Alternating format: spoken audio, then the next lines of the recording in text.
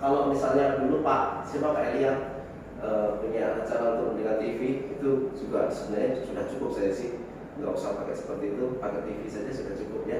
Karena memang sekarang materi sekarang itu kalau tidak kita tampilkan secara visual nggak akan menarik, gitu ya. Bahkan saya pernah menyampaikan ke anak-anak bumi itu bulat, nggak pernah masuk itu cuma 1-2 orang. Sebagian besar itu nggak memahami kenapa bumi itu bulat itu bentuknya seperti apa, karena dilihat daripada tempat sekarang kita nggak akan bisa melihat bumi itu bentuknya seperti apa ya. Ketika saya membuatkan video, bukan membuat ya, saya ambil video dari YouTube, mereka baru tahu, oh ternyata bumi itu seperti itu. Posisi manusia itu hanya nempel kecil di situ ya. Kemudian arah utara selatan mereka baru paham ya. Itu dengan visual.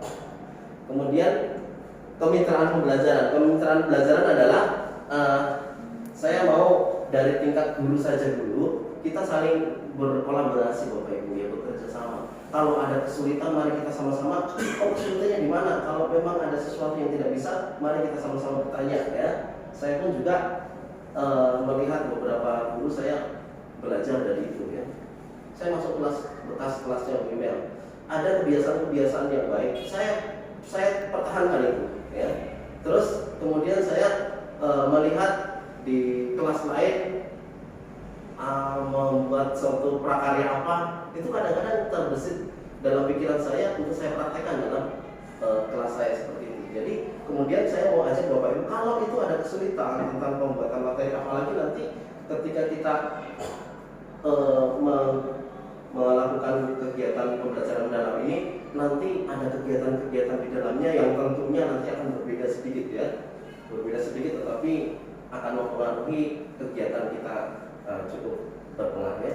Kemudian sudah ya, dalam tempat itu praktek pedagogis kita, saya kira seorang pendidik sudah paham ya, lingkungan pembelajaran, manfaat digital dan kemitraan, saling bekerja sama ya. Kemudian yang kedua itu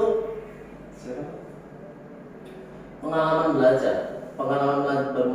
Belajar itu adalah yang pertama memahami, kemudian mengaplikasi dan merefleksi. Mereka melakukan pembahasan bersama, kemudian mereka sama-sama mengeluarkan ide, berkolaborasi satu dengan yang lain, kemudian mengaplikasikan di dalam dunia nyata. Nanti saya akan berikan contoh RPP di mana ada setiap pembelajaran itu pasti ada aplikasinya di dalam dunia kegiatan sehari-hari, dan itu harus kita hubungkan Bapak Ibu ya. Kemudian merefleksi. Refleksi artinya setelah saya menerima materi ini, kemudian manfaatnya di rumah seperti ini, kira-kira apa yang harus saya lakukan selanjutnya ya. Artinya ada perubahan pola pikir yang membawa mereka kemudian memperbarui kehidupan mereka ya. Kemudian yang ketiga adalah tadi belum dicek, proses yang dialami murid dalam pembelajaran ya. Kemudian yang ketiga, prinsip pembelajaran. Prinsip pembelajaran itu ada berkesadaran. Berkesadaran itu artinya adalah mereka datang bukan karena paksaan ya. Mereka datang karena ingin tahu. Mereka datang karena penasaran ya. Kemudian bermakna, artinya relevan terhadap kehidupan mereka sehari-hari. Kemudian menggembirakan. Menggembirakan ini adalah suasana yang akan kita ceritakan nantinya ya. Di kelas 1, kelas 2 mungkin di masukan yel-yel itu sering ya, bahkan kelas 6 itu saya maunya sampai kelas 6 pun setiap pagi adalah mau entah itu nyanyi, entah itu game kecil, entah itu yel-yel seperti apapun, membuat mereka mendapatkan situasi semangat untuk belajar gitu ya. Kemudian yang terakhir adalah ya, dimensi profil lulusan. Ini yang sebenarnya dulu di kurikulum yang lama ada, itu profil Pancasila ya dulu, tetapi sekarang namanya dimensi profil lulusan. Dan ini ada 8 ya, kalau dulu hanya 6 kalau nggak salah ya, ada 8. Di dalamnya ada penanganan kritis, keimanan tentunya yang paling atas ya, kewarganegaraan, dan ini nanti dihubungkan juga harus ada di dalam pembelajaran ya. Mungkin tidak semua, tetapi dari 8 ini setidaknya separuhnya ada ya. Kolaborasi, ada kerjasama satu dengan yang lain. Kemandirian, mereka diajarkan untuk bekerja kerja mandiri, ya, kemudian kreativitas, kemudian penalaran kritis, diberikan kesempatan untuk berpendapat, maju satu persatu, kemudian mengungkapkan pendapat mereka, ya. Kemudian kewargaan itu menyangkut dengan nasionalisme, Bapak Ibu, ya. Keimanan kita sudah tahu, ya. Kemudian komunikasi satu dengan yang lain. Kalau dalam kelas itu kelas satu sama satu dengan kelas yang lain itu kadang-kadang hubungannya berbeda, ya. Hubungan dalam kelas itu berbeda. Ada yang kalau kelas 6 yang sekarang ini laki-laki sama perempuannya itu kayaknya nggak mau gabung gitu, ya. Kayaknya ada gap. Kalau di di kecengin gitu. Selamat siang, shalom semuanya. Siang. Baik, saya mau memaparkan sedikit mengenai perkembangan pendidikan di Indonesia dulu, ya. Karena kemarin itu saya mendengar bahwa Indonesia itu ternyata di dunia itu pendidikan itu peringkatnya hampir 70, ya, sekitar kurang lebih 70-an, ya.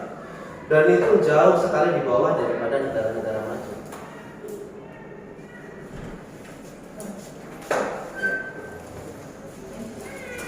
Bahkan kita itu di bawah Vietnam, Bapak Ibu, ya.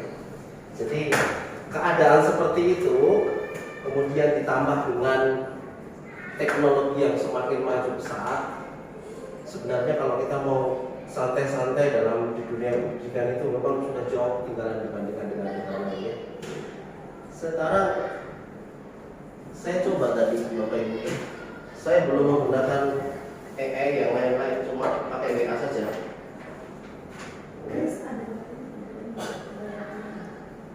Saya cuma pakai WA saja. Saya foto soal saya, kemudian saya minta jawaban. Jawabannya akurat loh. 90% ini benar jawabannya dia. Ini cuma di foto, mereka bisa menjawab sendiri. Kalau Bapak Ibu memberikan tugas di rumah, soal-soal, anak-anak cuma tinggal foto. Foto itu dikirim lewat HP, jawabannya udah datang sendiri loh, Bapak Ibu. Jadi kalau kita sekarang ini mengandalkan metode yang seperti itu tanpa perubahan, bukannya kita yang ngajarin mereka nanti, Bapak Ibu, ya. Kita yang ikut mereka sebenarnya, karena mereka jauh lebih pintar daripada kita nantinya, ya, dalam hal teknologi, ya. Karena mereka hal-hal baru itu penasaran. Sedangkan kita hal-hal yang baru itu kalau nggak terpaksa mau belajar itu nggak mau. Ya termasuk saya juga, ya. Oleh karena itu mau nggak mau sebagai guru kita memang harus memperbarui diri kita, dan kemudian juga materi tentang pembelajaran sebenarnya nggak ada ya materi seperti ini, ya, awalan seperti ini. Tetapi saya kemarin mencoba untuk memahami isi daripada materi pembelajaran mendalam. Itu ternyata sebagian besar kesimpulan saya adalah ada beberapa pendekatan yang dilakukan. Yang pertama itu pendekatan terhadap dunia teknologi yang semakin berkembang. Yang kedua terhadap keadaan sosial anak-anak, di mana anak-anak itu yang pertama meskipun mereka punya banyak teman di sosial media, ternyata di rumah itu dia hanya seorang diri saja, ya. Dan kadang-kadang mereka hidup menyendiri. Ketika mereka sampai di sekolahan, inilah saatnya kebutuhan sosial itu di sekolah juga dilengkapi, Bapak Ibu, ya. Sehingga ada beberapa tujuan yang di sini. Oke. Pembelajaran mendalam adalah pendekatan pembelajaran yang menekankan pemahaman bermakna, bukan sekedar hafalan. Tadi sudah saya katakan, Bapak Ibu.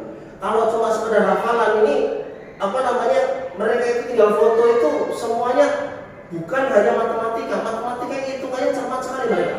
Kadang-kadang yang tidak cermat itu justru bahasa Indonesia, itu mereka kurang, ya. Mereka kurang dalam karena memang kata-kata kemudian bentuk tulisan, apalagi kalau disuruh untuk membaca tulisan tangan itu agak kesulitan, ya.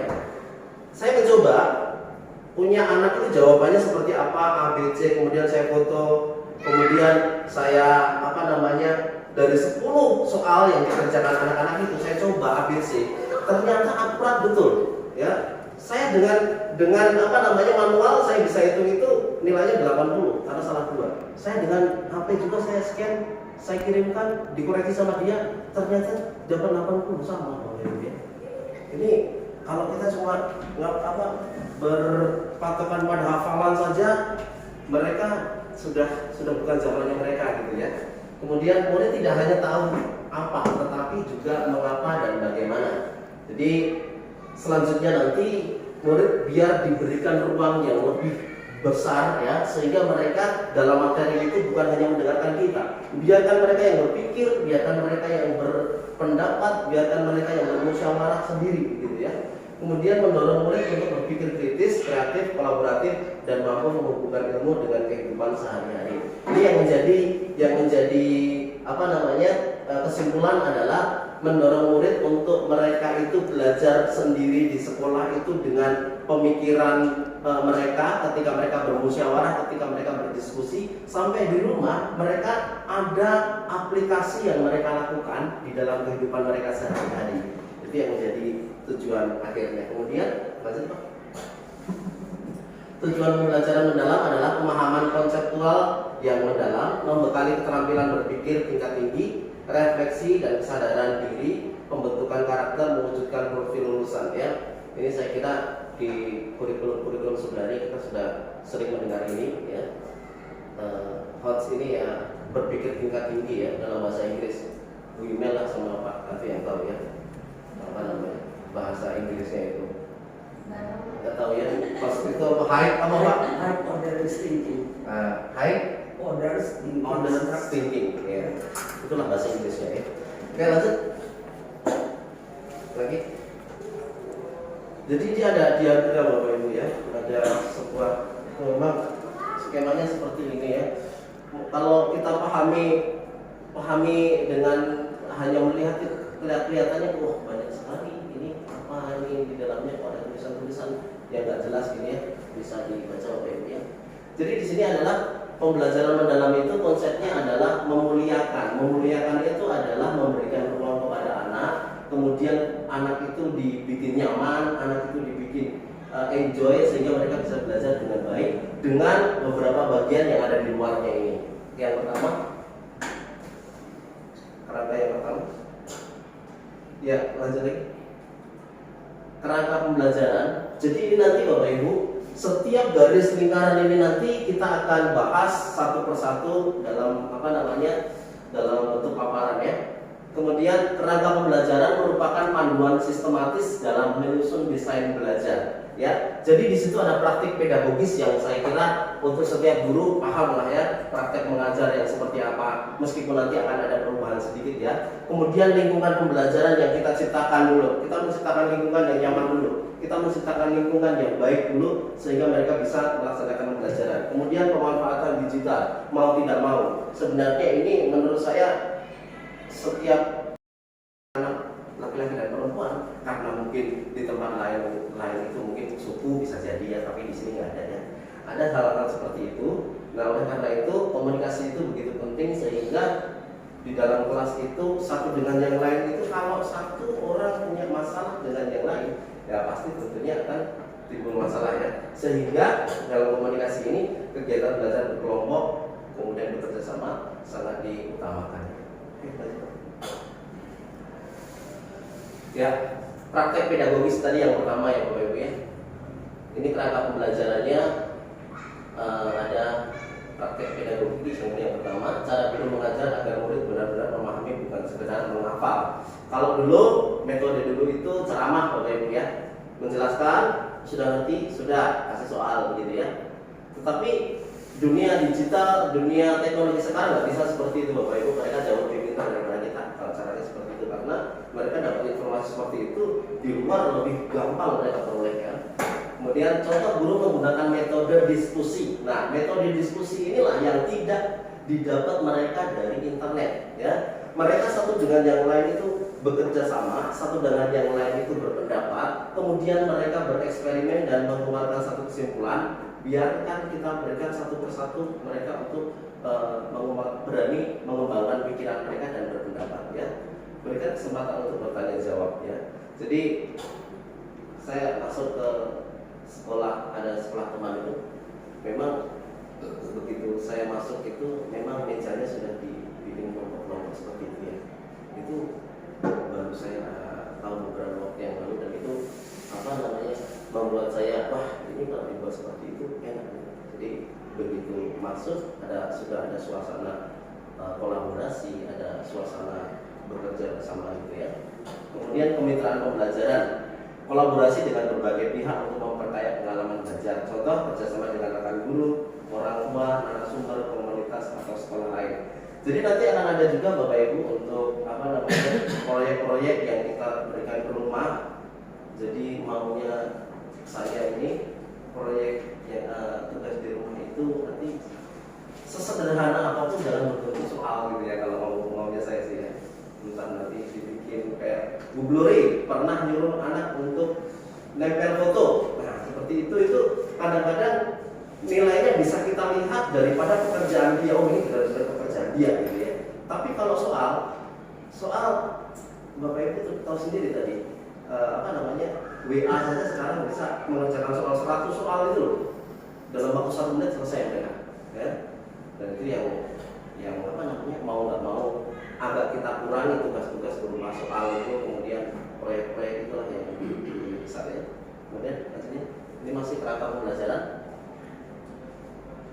selesai ya. Oke, 12. Kemudian lingkungan pembelajaran sebenarnya tadi sudah saya jelaskan ya, suasana kondisi belajar. Contoh kelas yang mendorong murid untuk bertanya, bekerja kelompok dan bebas mengumumkakan pendapat.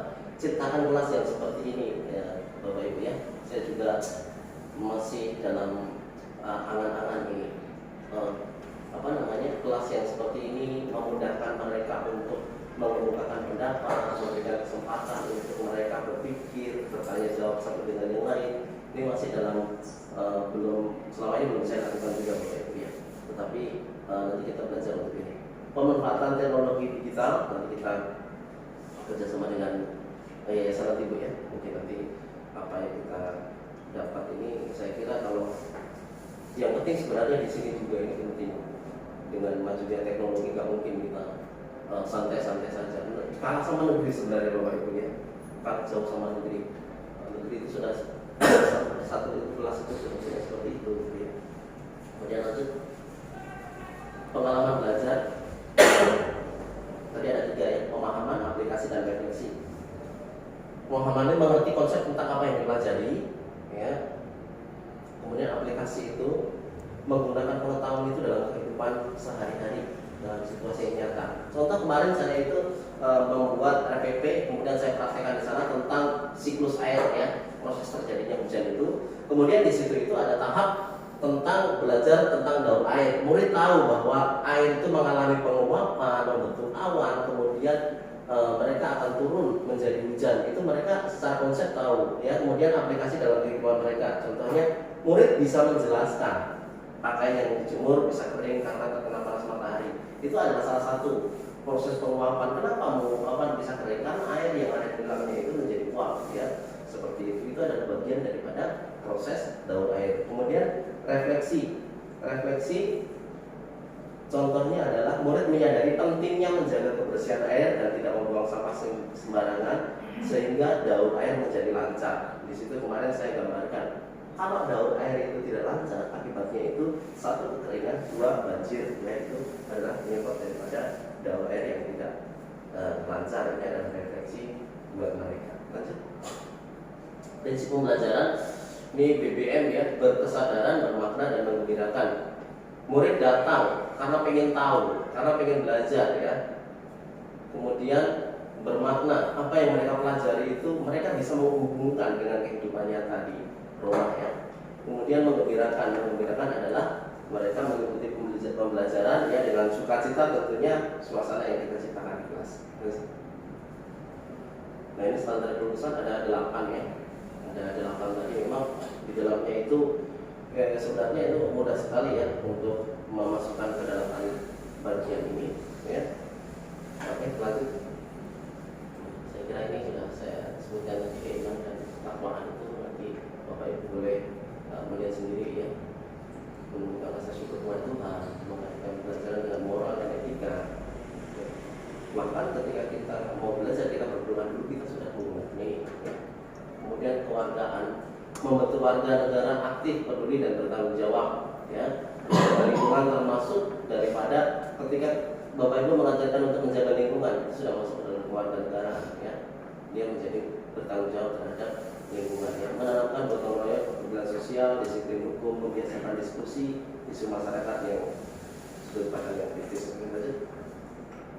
Kreativitas, menciptakan ide baru dan solusi inovatif, mengembangkan karya nyata melalui proyek dan eksperimen, memberi ruang kebebasan berekspresi. Ini yang saya bilang Bapak Ibu, setiap mata pelajaran atau setiap materi itu memang sebaiknya ada proyek yang melibatkan kreativitas mereka ya. Aku nempel-nempel, gunting-gunting ya, kemudian membuat prakarya. Bahkan mata pelajaran bahasa Indonesia pun bisa kita berikan tugas mereka supaya mereka bisa berkarya seperti itu ya. Dan itu nanti juga bisa dimasukkan dalam nilai PBL. Saya nggak tahu PBL seperti apa itunya, apa namanya rapotnya, apakah ada rapot atau enggak, nanti saya belum tahu. Kemudian ada penanganan kritis, melatih berpikir analitis, logis, berbasis data, membiasakan bertanya, membandingkan, menyimpulkan. Jadi kalau Bapak Ibu memberikan pertanyaan kepada anak-anak, kadang-kadang kita langsung menunjuk anak terlebih dahulu ya. Ini menurut kamu si A jawabannya apa ini ya? Jadi ruang itu kita berikan seluas-luasnya ketika kita bersama dengan mereka, kita berikan kebebasan mereka. Siapa yang mau menjawab? Siapa yang mau maju? Siapa yang mau menyelesaikan ini? Ya seperti itu kita memberikan kesempatan mereka untuk berpikir kritis, kesempatan yang sama, ruang yang berikan. Lanjut. Kolaborasi ya, kerjasama dari sudah disampaikan ya, membangun tim untuk mengatakan membiasakan refleksi dan kelompok ya, bisa dibuat dalam satu kelompok, satu proyek, setiap kelompok maju ke depan untuk menampilkan hasil karya ataupun pendapatnya. Kemandirian, membentuk percaya diri, manajemen diri ya. Kemarin ada kelas 1 di apa namanya, fotonya ditampilkan ya, maju ke depan waktu itu nyanyi atau berpendapat itu Bu Glory. Yang kemarin fotonya semua maju ya, berpendapat ya, itu adalah salah satu bentuk daripada kemandirian. Oh, di dalam materi itu sudah ada bagian dari kemandirian ya, membentuk rasa percaya diri. Kemudian membiasakan pengambilan keputusan mandiri ya, jangan ikut-ikutan. Kadang-kadang anak-anak itu apalagi sekarang ini masih ya, mereka itu kalau siapa yang jawabannya 4 ya, siapa yang lain juga ikut-ikutan karena nggak tahu jawabannya apa, seperti itu ya. Tidak berani beda dengan pendapat mereka. Kemudian menumbuhkan tanggung jawab pribadi ya. Lanjut. Kesehatan, pentingnya pola hidup sehat, bukan jasmani.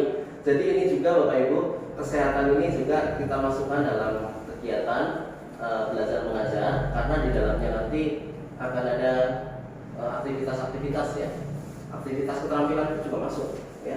Kemudian juga ketika mereka berkomunikasi satu dengan yang lain itu juga, ini kalau menurut saya kesehatan bukan hanya fisik ya, tetapi kesehatan secara emosi, jiwa juga ya.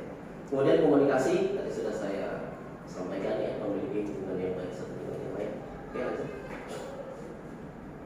Kemudian ada aspek yang perlu dikembangkan lagi, ada pendidikan holistik. Bapak Ibu, mungkin terlalu banyak ini untuk memasukkan ke dalam RPP, jangan pusing dulu. Nanti akan ada cara gampang ya, 1 menit selesai itu kerjaan membuat RPP itu. Olah hati membentuk karakter dan empati murid. Ya, di situ ada olah hati, ada olah rasa, ada olah pikir, ada olah raga. Ya. Olah hati, ya, membangun nilai-nilai etika, gitu ya. Kemudian olah rasa, kepekaan sosial, bekerja kelompok itu adalah olah rasa. Ya. Olah pikir, mengembangkan logika, memberikan mereka untuk berpikir kritis, ya. Kemudian olahraga, tadi sudah saya sampaikan. Kemudian untuk memastikan murid berpikir dan memahami secara mendalam, gunakan pendekatan berbasis masalah atau proyek ya. Jadi Bapak Ibu, kalau RPP-nya itu sebenarnya karena ini cuma kegiatan proyeknya yang besar ya, sedangkan itu untuk apa namanya, bacaan-bacaan untuk kita menerangkan itu presentasinya lebih kecil ya. Kemudian ajukan pertanyaan terbuka reflektif, sering memberikan mereka ruang untuk berpendapat ya Bapak Ibu ya. Kemudian fasilitas diskusi kolaboratif ya, memfasilitasi mereka untuk berkolaborasi satu dengan yang lain. Kemudian menerapkan asesmen formatif secara berkala.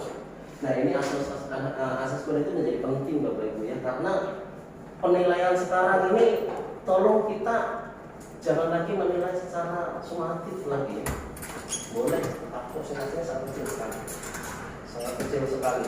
Kalau bisa nanti saya sudah punya sudah punya bagan, sudah punya tabel ya. Jadi nanti yang kita nilai itu nanti di kelas itu kerjanya seperti apa, kemandiriannya seperti apa, apakah kepeduliannya kepada yang lain itu ada. Saya punya tabelnya, nanti tinggal ngisi Bapak Ibu ya. Jadi ketika mereka bekerja kelompok, kita menilainya di situ nanti. Jadi kalau sekarang Bapak Ibu kita menilai dengan cara sumatif saja itu bisa di kurang akurat menurut saya. Karena kita masukkan nilai tugas dari rumah. Sedangkan nilai tugas dari rumah itu kadang-kadang dibantu orang tua juga ya.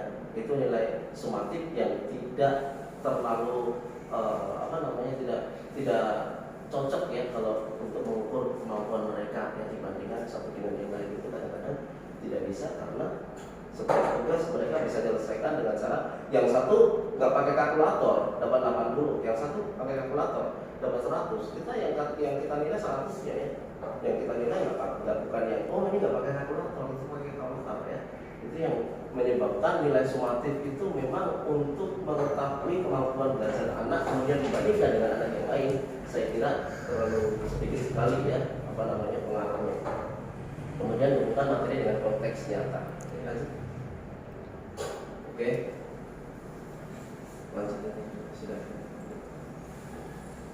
Saya pelajaran mendalam pertanyaan pemantik itu seperti ini Bapak Ibu. Setiap materi yang mau disampaikan, Bapak Ibu harus memberikan pertanyaan yang membuat mereka penasaran terhadap materi yang mau disampaikan itu. Ya. Kemudian murid mengalami langsung, ya. Jadi kalau anak-anak itu tahu materi itu bisa diaplikasikan dalam kehidupan mereka masing-masing, itu mereka lebih semangat, gitu ya. Oh ini misalnya dalam matematika ada pecahan. Kalau kita bandingkan dengan pecahan dengan menggunakan angka, mereka akan pusing. Tapi kalau mereka diberikan kesempatan untuk ini semangka satu dibagi seperempatnya seperti apa, ya kalau dibagi satu itu dibagi 4 orang itu bagiannya seperempat ya, mereka akan lebih mudah ya, karena sesuai dengan hal yang nyata ya, konteks nyata dalam kehidupan mereka. Penilaian dan proses hasil. Penilaian ini sudah saya kasih tahu tadi ya Bapak Ibu. Kita mengutamakan nilai formatif saja. Kemudian guru sebagai fasilitator, bukan satu-satunya sumber ilmu ya. Kadang-kadang mereka satu dengan yang lain itu banyak hal kehidupan mereka yang mungkin mereka lebih tahu daripada kita. Itu harus kita sadari Bapak Ibu ya. Bahkan dalam mereka teknologi saja kadang-kadang mereka lebih tahu daripada kita ada. Jadi tugas kita adalah fasilitator. Beda dengan guru dulu. Guru dulu itu harus semuanya harus tahu gitu ya. Tapi sekarang guru itu sebagai fasilitator mereka ya. Lanjut. Contoh praktek di kelas ya. Yang pertama adalah pertanyaan pemantik ya. Ini contoh saja ya, sebelum kita mulai kelas. Kemudian murid berdiskusi, kemudian dikaitkan dengan kehidupan nyata, kemudian penilaian. Seperti ini saja sebenarnya. Ada pertanyaan pemantik, kemudian berdiskusi penataan pemantik yang sesuai dengan materi. Kemudian materi didiskusikan, dikaitkan dengan kehidupan nyata, kemudian mereka merefleksi. Sudah itu urutannya cuma seperti itu saja Bapak Ibu ya. Jadi nanti kalau Bapak Ibu cuma melihat RPP-nya itu cuma penghargaan ada di bagian ini. Itu keyakinan kepada Tuhan Yang Maha Esa ada di bagian ini. Itu saja menyambung-nyambungkan saja, tidak seperti itu ya. Kita lanjut. Asesmen, pengertian asesmen, jenis asesmen dan kata asesmen, mari kita lihat ya. Bukan hanya menilai hasil akhir yang digaung-gaungkan ini Bapak Ibu ya. Jangan kita hanya menilai materi itu selesai kemudian kita kasih soal nilainya berapa, jangan seperti itu. Itu mah kalau perlu nomor sekian lah itu ya. Yang penting itu adalah ketika mereka proses belajar itu kita nilai mereka ya. Nanti kalau misalnya Bapak Ibu ada masukan, saya punya ini penilaian proyek yang seperti ini Pak, punya bagan yang bagus ya, kita sama-sama kasih masukan Bapak Ibu ya. Kemudian bertujuan memberi gambaran utuh tentang pemahaman, keterampilan dan sikap murid, bukan hanya kognitif saja ya.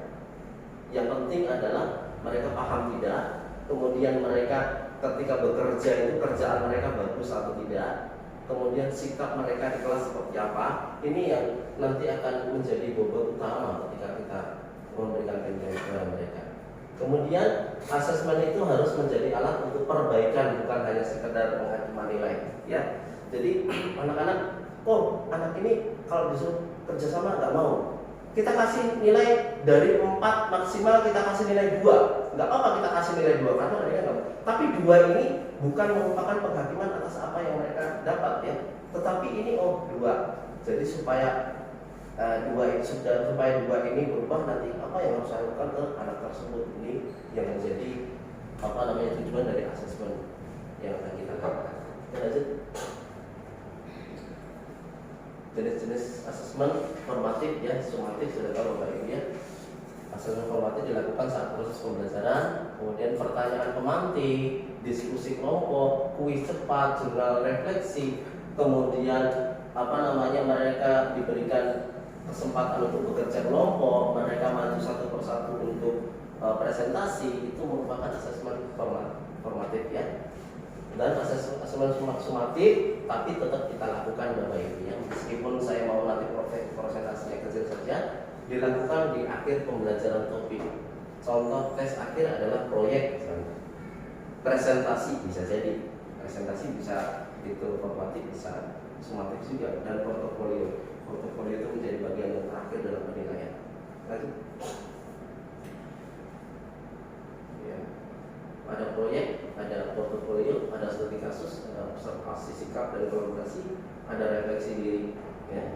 Jadi dalam refleksi terakhir ini memang menjadi penting nanti ketika mereka sudah memahami materi, mereka bisa menghubungkan lalu apa yang akan kamu lanjutkan. Contoh dalam kehidupan daur air tadi, Pak saya mau sekarang kalau misalnya di rumah saya tidak mau menggunakan air terlalu boros bisa jadi. Nah itu merupakan refleksi akhir daripada kegiatan belajar mengajar. Lanjut Pak. Oke, strategi dalam proses pelajaran mulai dengan pertanyaan bermakna dari ruang kolaborasi, hubungkan dengan pengalaman nyata, gunakan asesmen formatif dan ajak murid untuk merefleksi di akhir. Lanjut lagi. Oke, penutup.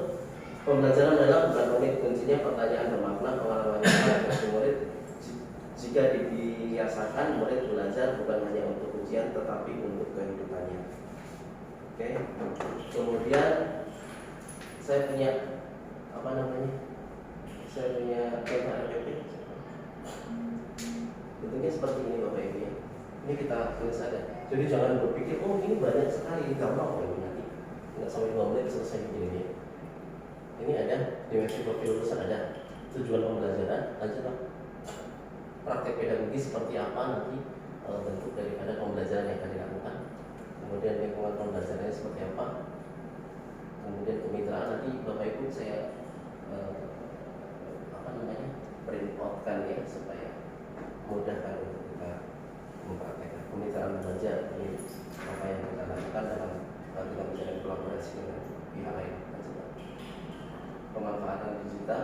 Nah, ini contoh kita memanfaatkan digital ya.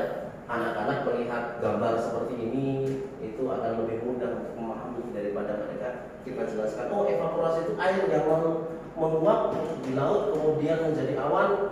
Beda kalau mereka melihat seperti ini, mereka lebih mudah memahami. Ya. Langkah pembelajaran. Ini guru mengajar siswa untuk berdoa. Ini ada ya, berkesadaran dan olah hati.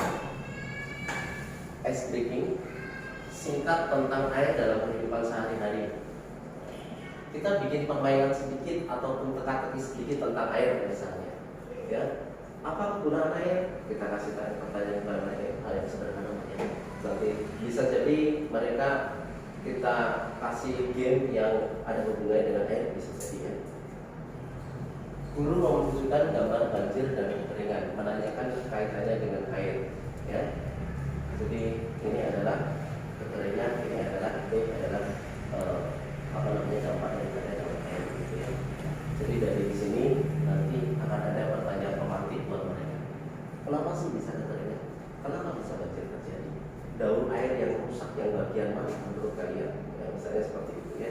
Itu adalah strategi untuk merangsang mereka supaya berpikir kira-kira apa yang terjadi sehingga mengakibatkan hal ini, gitu ya. Sehingga ketika kita masuk ke dalam kegiatan inti, silakan kegiatan inti, ya, ada eksplorasi, ada video yang ditayangkan. Ini ada pertanyaan pemantik, ya. Mengapa hujan bisa turun? Ya, anak-anak penasaran, ya. Mereka akan berpikir tentang kenapa hujan bisa turun, bagaimana air itu bisa naik. Ya, air yang turun itu kok terus menerus turun. Ada orang yang berpikir anak yang belum tahu seperti itu, ya. Mungkin di sana airnya terlalu banyak turun terus menerus, gitu ya. Ada pemahaman yang seperti itu.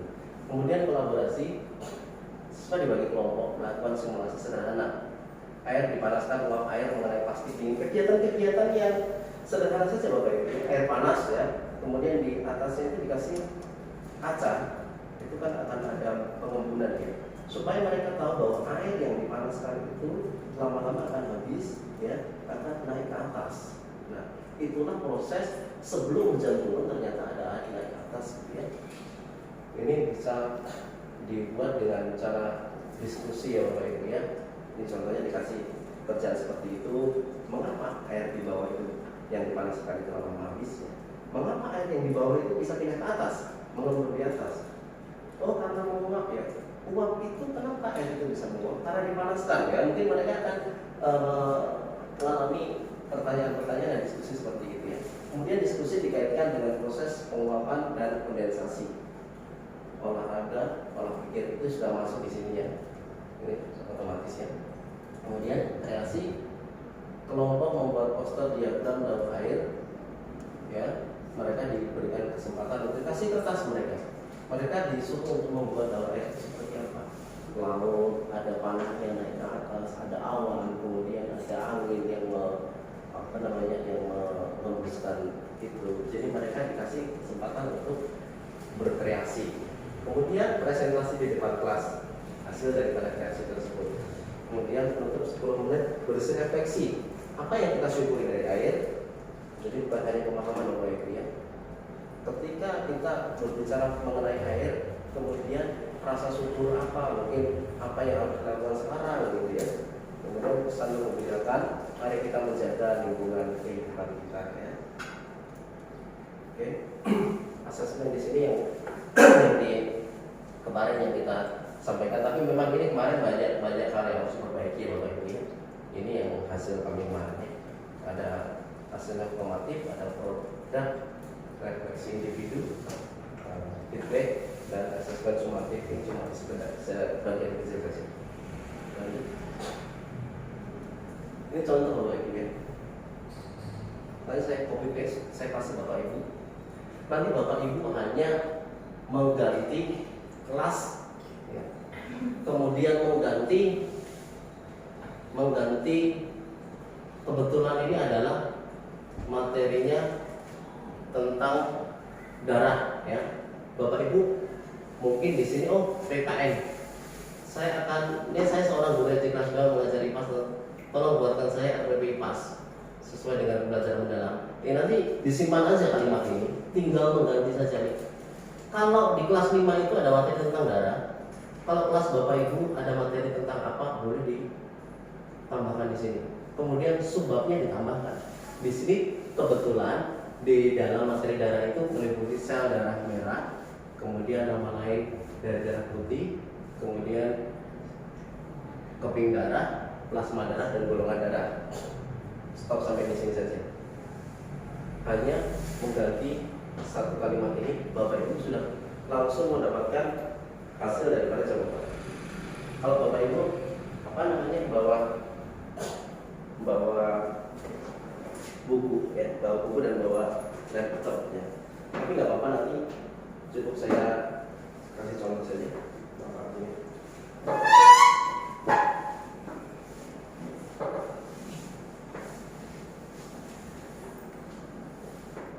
Yang terakhir tadi kita copy saja.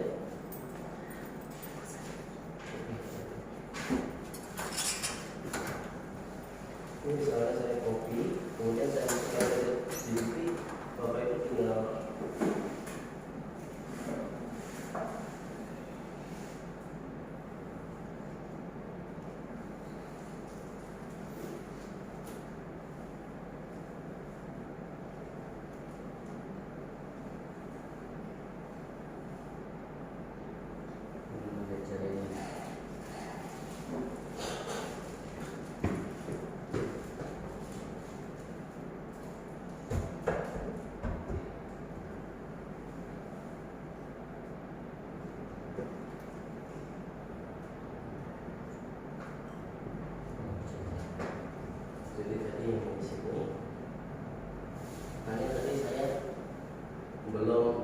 harusnya saya kasih ada pertanyaan romantik ya. Coba saya ambil saja.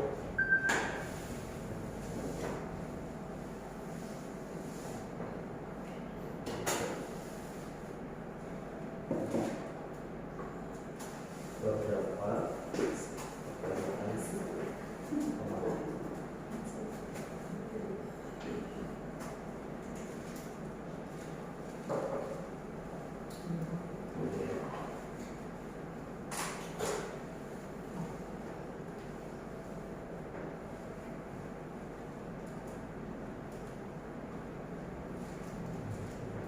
ini bapak ibu, ini apa itu sudah dibuatnya dalam ini kegiatan pembelajaran sudah di bagian mana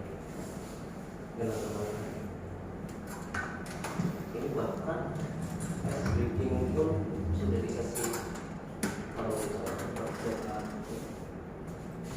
eksplorasi sudah dibagi-bagi, laporan semua dibagi dalam kelompok, membuat bagian sederhana dalam kertas. Kalau kita copy, Bapak Ibu kalau kita copy kemudian kita taruh di Word,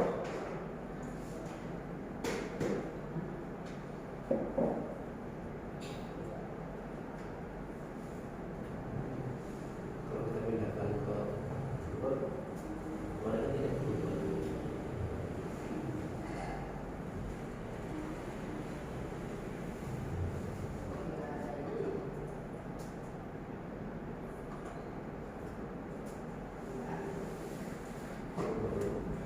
Apa namanya RPP ini dalam waktu 2 menit tidak ada sudah selesai.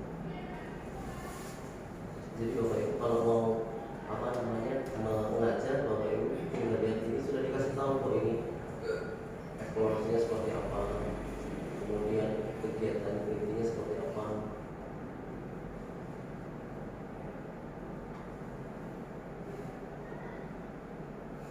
Jadi kalau Bapak Ibu juga mau bikin soal pun di bawahnya, sebenarnya mau nggak mau kita kalau mau bikin soal mau apa, kalau kita mau manual malah ketinggalan jauh Bapak Ibu ya. Jadi